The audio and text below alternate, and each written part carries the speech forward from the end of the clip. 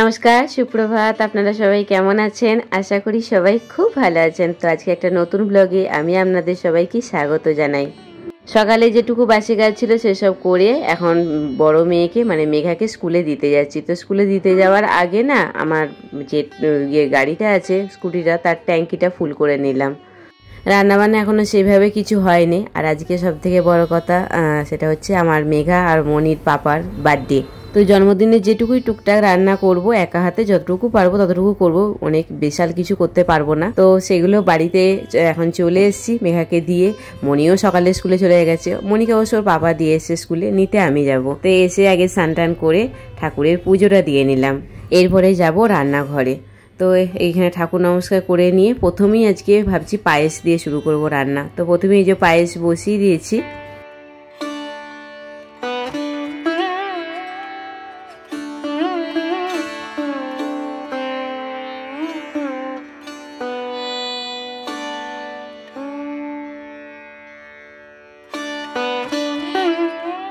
একদিকে পায়েসটা বসিয়েছি, আবার একদিকে দৌড়ে দৌড়ে এসে কাটছি। কি করব, একা হাতে একটু যদি কেউ কেটে ফেটে দিত না তাহলে আমার আরো তাড়াতাড়ি হয়ে যেত বা কাজটা সুবিধা হতো, কিন্তু কেউ নেই। মনিও চলে গেছে স্কুলে, মেঘা চলে গেছে স্কুলে, আর পিন্টু গেছে দোকানে। ও তো জন্মদিন বলে দোকান বন্ধ করে বাড়িতে বসে থাকা মানুষ ও নয়। তো এই যে এখানে 5 রকম ভাজা করেছি, আর তারপরে মাংস তো হবে, মাছ হবে, বাঁধাকপি হবে। সত্যি কথা বলছি, মানে এসে একটা সেকেন্ড মানে বসার আমার টাইম হয়নি। জাস্ট ঠাকুরের পুজোটা যেটা ঠাকুরে দিলাম সেটা দিয়েছি। আর পিন্টুর নামে পুজো আমি অলরেডি পিন্টুর হাত দিয়েই পাঠিয়ে দিয়েছিলাম। ও দোকানের কাছেই একটা মন্দির আছে, তো সেখানে ও দোকানের কাছে বলুন জাস্ট 5 মিনিট হেঁটে যেতে হবে, 2.5 নম্বরে সাবুতলা। তো ওখানে ও পুজোটা দিয়ে দেবে, আর যখন দুপুরে আসবে তখন মন্দির থেকে পুজোটা নিয়ে চলে আসবে। নাম গোত্র সব কাগজে লিখে আমি দিয়ে দিয়েছিলাম ওর হাতে। আর এই যে এখানেতে এখন পিন্টুর জন্য জামা কিনছি। তো এবছর মানে পুজোর আমার মেয়েদের বলুন জামা বা আমার হাজব্যান্ডের জামা অনেক আগে হয়ে যায়, কিন্তু এবছর অনেক লেটে, একদম পুজোর কাছাকাছি বলতে গেলে এসে জামা কেনা হচ্ছে। অন্যান্য বছর পুজোর অনেক আগে জামা প্যান্ট কেনা হয়ে যায়, আর ওর ঠিক পুজোর সময়টা করি ও পিন্টুর জন্মদিন পরে। তো আমার আগে কেনার সময় হয়নি, মেয়েদের হাফ ইয়ারলি পরীক্ষা চলছিল। তো সেই জন্য আজকে জন্মদিনের দিনে ওখানে রান্না করতে করতে আমি চলে এসেছি এখানে এখন জামা কিনতে। তো ভাবছি দুটো জামা নেবো, প্যান্টটা বরং মানে জন্মদিন বাদে আমি নেব প্যান্টটা, শুধু দুটো জামা এখান থেকে নিয়ে নিচ্ছি। আমি প্রতি বছরই ওকে দুটো জামা আর দুটো প্যান্ট দিই, একটা জন্মদিন উপলক্ষে দিই একটা প্যান্ট একটা জামা, আর একটা পুজো উপলক্ষে দিই জামা প্যান্ট। আর তারপরে এখানে মিষ্টি কিনে নিচ্ছি। এখনও ঘরে জানেন তো ওই চিকেনটা রান্না করতে বাকি আছে।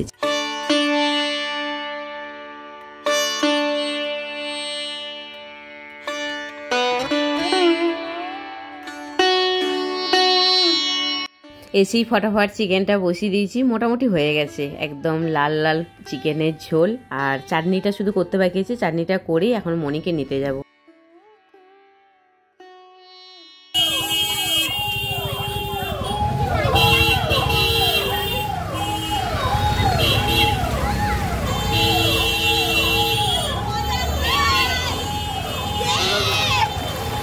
কদিন ধরেই নিম্নচাপ, শুধু ঝিরিঝিরি ঝিরিঝিরি সব সময় বৃষ্টি হচ্ছে। প্রিপার করেছি এখান থেকে এখন স্কুলের সামনে নিয়ে যেতে হবে, ওই জল পারাবে না। ওইখানে দাঁড়িয়ে আছে ওই গাড়িটার পিছনে ওইদিকে। চলে জলে পা দেবেন না আমার মহারানী। পাপা কি পড়ি দেখ দাদা, আর তোমার কাছে তো 10 টাকা নিয়েছে, আমি ওকে 20 টাকা দিয়েছি তো বাস ভাড়া। বাস ভাড়া আমি পকেটে নিয়ে উঠেছি, বাচ্চা 50 টাকা আনতে ভুলে গেছে, আমি ভাড়া দিতে ভুলে গেছি। নেমে চলে যাওয়ার পর মনে পড়ছে আমার পকেটে 20 টাকা পড়ে রয়েছে, বাস ভাড়াই নিইনি।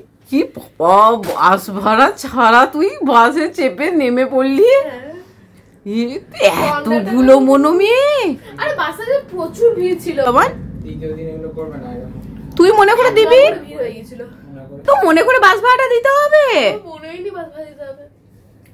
না? তুই এটা চালাকি করে কুরকুরে খায় বলে তুই আরো ইচ্ছে তো দিস নি?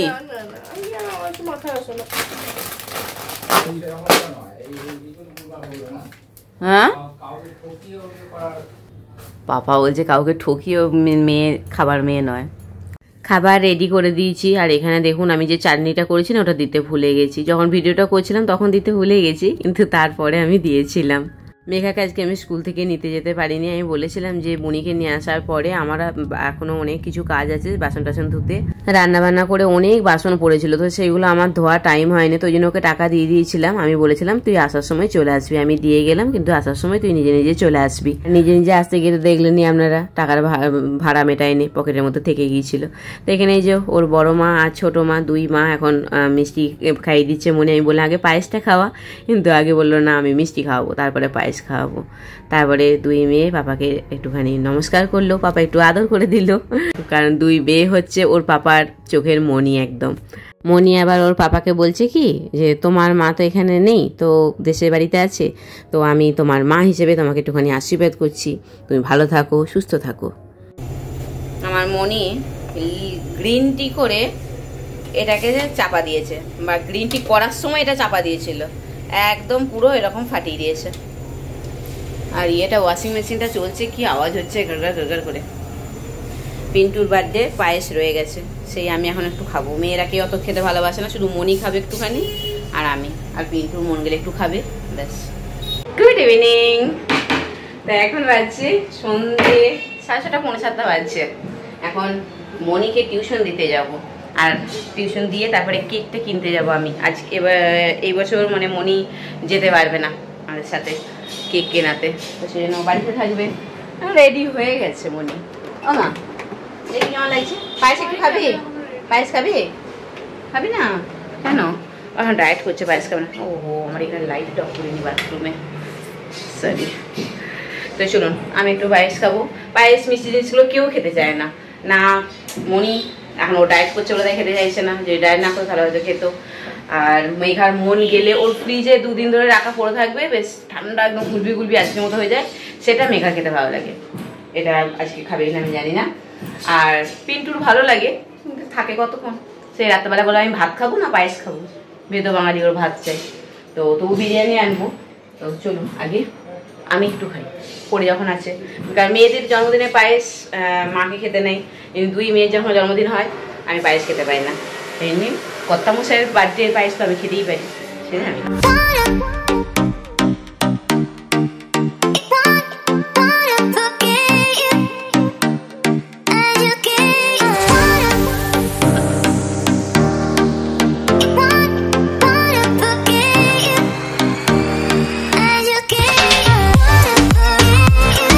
দু নম্বর থেকে হাঁটতে হাঁটতে চলে এসেছি এখন 1 নম্বরে। প্রথমে পিন্টু দোকানে একটুখানি গিয়েছিলাম, তারপর ওখান থেকে সোজা চলে এসেছি এখানে এখন কেক কিনতে। তো ঢুকে গেলাম মিয়ামারিতে। পিন্টু বারবার করে বলেছে যে বেশি বড় দেখে কেক নেবে না, ছোটোখাটোর মধ্যে নেবে, সামনে পুজো আছে, অনেক খরচা আছে, তো সেই জন্য তোমাদের জন্মদিনে তোমরা বড় বড় কেক নাও, আমি কিছু মানা করবো না, কিন্তু আমার জন্মদিনে ছোট্টখাটো একটা কেক নেবে। আমি বলছি ঠিক আছে। আমি না পিন্টুর সাথে এত বছর আমার বিয়ে হয়েছে, আমি ওকে দেখে আসছি, ও আমার জন্মদিনে বলুন বা আমার 2 মেয়ের জন্মদিনে বলুন কোনো কঞ্জুসি করে না, কিন্তু ও নিজের জন্মদিনে বা নিজের কোনো কিছু ক্ষেত্রে দেয় এত কঞ্জুসি কেন করে আমি নিজেও জানি না। এরকম আমার মনে হয় সব ঘরের পুরুষ মানুষরাই আমার মনে হয় এরকম হয়, কারণ আমার বাবাকেও আমি এরকম দেখেছি, নিজের ক্ষেত্রে সব সময় কঞ্জুসি।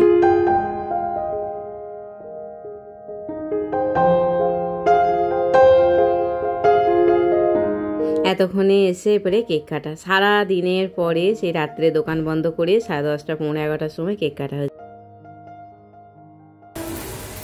হ্যাপি বার্থডে টু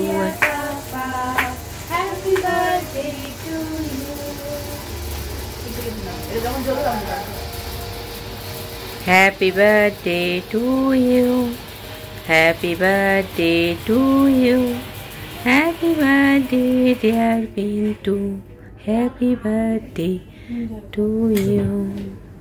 ওই ওই আরে ওই ছুরিটা রাখো, হ্যাঁ হাতে করে ধরে খাই দাও।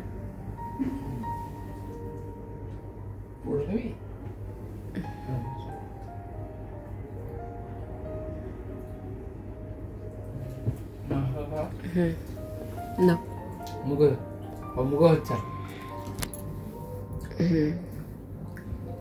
বাবা খাই তোরা, পুরো ঘরটা ধোঁয়া ধোঁয়া হয়ে গেল। খাইছি আর না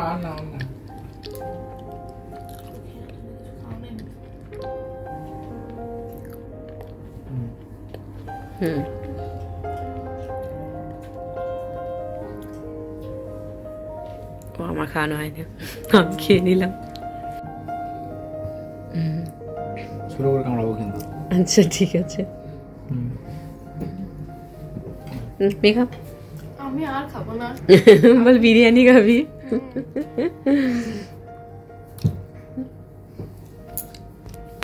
বসে গেলাম খেতে। আমি অল্প একটুখানি মাংস নিয়েছি আর একটা আলু নিয়েছি, কারণ আমার চিকেনের আলু খেতে আমার খুব ভালো লাগে।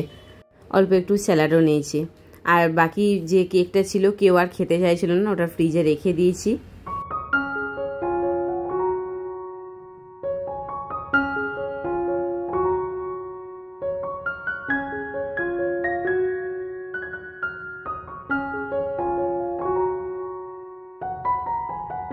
মনির না খুব ঘুম পেয়েছিল, আসলে স্কুল করেছে, তারপরে টিউশনে গেছে, তো টায়ার্ড হয়ে গেছে। ও যখন কেক কাটাচ্ছিল তখনই ও ঘুমিয়ে গিয়েছিল। ওকে মানে তুলে বস করি জোর করে ও চোখগুলো খুলে বসেছিল। ওর মুখটা দেখে আপনারা বুঝতেই পারছিলেন যে একদম ঘুম থেকে জাস্ট ওকে তুলে বস করিয়ে দিয়েছিলাম, তো জন্য ওর মুখে হাসিও থাকে না। নাহলে ও সব থেকে বেশি মানে আনন্দ করে, চিল্লামিল্লি করে, এইসব করে। একটু ডাং পিটে আছে তো, বড় হলে ঠান্ডা হয়ে যাবে আমি জানি।